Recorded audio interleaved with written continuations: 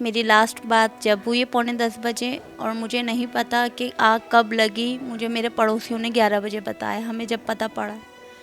उसके बाद से मेरे बेटे का नंबर 2 बजे तक तो गया, बेल जा रही थी। उसके बाद मेरे बेटे का नंबर बंद हो गया, जो अभी तक नहीं लग सका। सानिया एक गुल प्लाजा है जिसने दर्जनों घरों के चिराग गुल कर दिए। कई लोग अब तक उम्मीद और आस लगाए बैठे हैं कि उनके प्यारे इस इमारत से बाहर वापस आएंगे, बिल्कुल उसी तरह जिस तरह से वो अपने कदमों से चलकर इस इमारत में दाखिल हुए थे।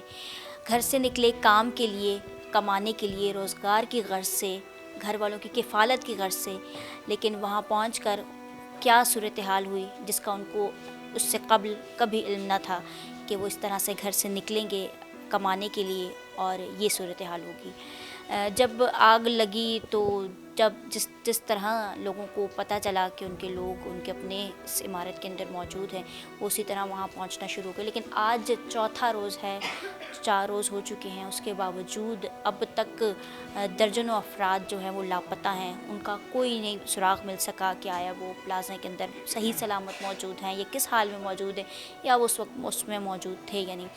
इसी तरह के 2 भाई जो अपने वालिदैन का सहारा थे, 2 ही भाई थे वो, 14 साला हैदर अली और 16 साला दूसरा बेटा उनका, उस वक्त गुल प्लाज़ा के अंदर नौकरी के कर्ज से गए थे। उनकी वालदा हमारे साथ मौजूद हैं, मज़ीद उनसे बात करते हैं। बताइएगा क्या आपकी आखिरी बात उनसे हुई, कब बात हुई, जब वो घर से गए, क्या उनकी आपसे बात हुई? उसके अलावा आपको इत्तला कब मिली कि वहाँ आग लग गई? मैंने मेरे बेटे को 9:45 बजे कॉल करी थी, तो उन्होंने जब कहा था कि मम्मा हम अभी थोड़ी देर में निकलेंगे, बस मेरी लास्ट बात जब हुई है 9:45 बजे, और मुझे नहीं पता कि आग कब लगी। मुझे मेरे पड़ोसियों ने 11 बजे बताया, हमें जब पता पड़ा। उसके बाद से मेरे बेटे का नंबर 2 बजे तक तो गया, बेल जा रही थी। उसके बाद मेरे बेटे का नंबर बंद हो गया, जो अभी तक नहीं लग सका।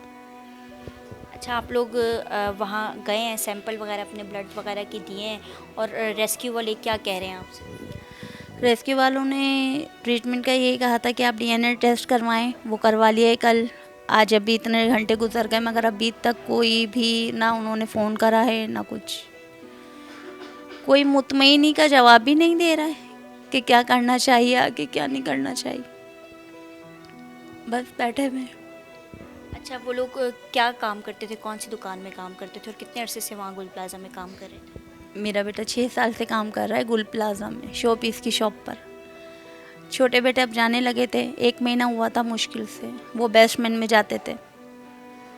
मगर उनके सेठ की ये है कि यहाँ से हैदर अली ऊपर चला गया था अपने भाई के पास। बस ये मालूमात है हमें, और कुछ नहीं पता कि कहाँ है मेरे बच्चे, कहाँ नहीं है। आज 4था दिन हो गया। अच्छा, ये बताइएगा कि जिस तरह से 4 दिन हो गए हैं और उससे पहले भी, और इनकी उम्रें भी जो है वो कम थी, शौक़ था उनको काम करने का, आपका सहारा बनना चाहते थे? नहीं, शौक़ नहीं था। मेरे हस्बैंड को 2 दफ़ा पैरालाइज़ का हुआ है, तो बड़े बेटे को हमने हमारे ही सहारे के लिए लगाया था, क्योंकि हमारा रेंट का घर है। पढ़ाई के लिए इतने अखराजात नहीं हैं जो हम पढ़ा सकते हैं, तो मेरे बेटे को हमने इसलिए काम पे लगाया था। बस किराए का घर है, ये कहानी। किराए के घर पे रहते थे, 2 बच्चे थे, वो जो वालिदैन का सहारा बनना चाहते थे। वालिद साहब भी हमारे साथ मौजूद है। बताइएगा, जिस तरह से उन्होंने बताया कि लास्ट उनकी बात हुई 9:45 बजे, आपकी कब आखिरी बात हुई, जब घर से निकल रहे थे या फ़ोन पे?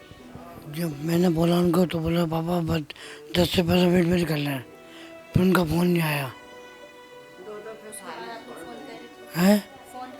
और जब मैंने फ़ोन किया था उसके बाद फ़ोन नहीं आया। अब क्या हुआ ये तो बस, और मेरे को तो फारिश का टेक हो चुका 2 दफ़ा, तो मैं काम नहीं करता था। तो घर से चला रहा था ना, किस तरह चलेगा घर का। यही यही गुजारिश है बस आपसे, और कोई वो ले भी नहीं रहे, हुकूमत कोई वही इंतजाम नहीं ले, क्या करे।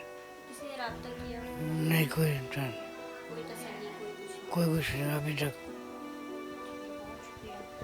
दो ही भाई थे जो घर के कफ़ील थे, घर के जो है वो अखराजात उठा रहे थे।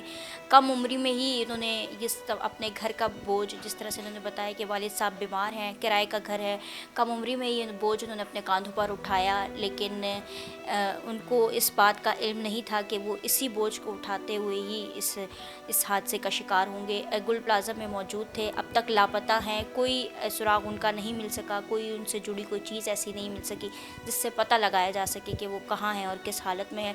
वालिदैन उम्मीद और आस लगाए बैठे हैं। गम तो उनको है कि 4 रोज़ हो चुके हैं और उनके बच्चे लापता हैं, लेकिन उम्मीद उनकी आंखों में अब तक मौजूद है कि किसी ऐसा कोई मौजज़ा होगा कि वो सही सलामत जिस तरह अपने कदमों से चलकर उस इमारत में दाखिल हुए, इसी तरह वो वापस आएंगे। उम्मीद और आस लगाए बैठे हैं। जो ब्लड सैंपल्स हैं वो अस्पताल में जमा करवा चुके हैं, 4 रोज़ गुजर चुके हैं, लेकिन अब तक कोई उनका पता नहीं चल सका। अब आने वाले दिनों में कितना वक्त लगेगा, ये कितने रोज़ लगेंगे, तब तक हर गुज़रते लम्हे के साथ, हर गुज़रते दिन के साथ इनकी अज़ियत में, इनके कर्ब में, इनके दुख और दर्द में इजाफ़ा होता चला जा रहा है।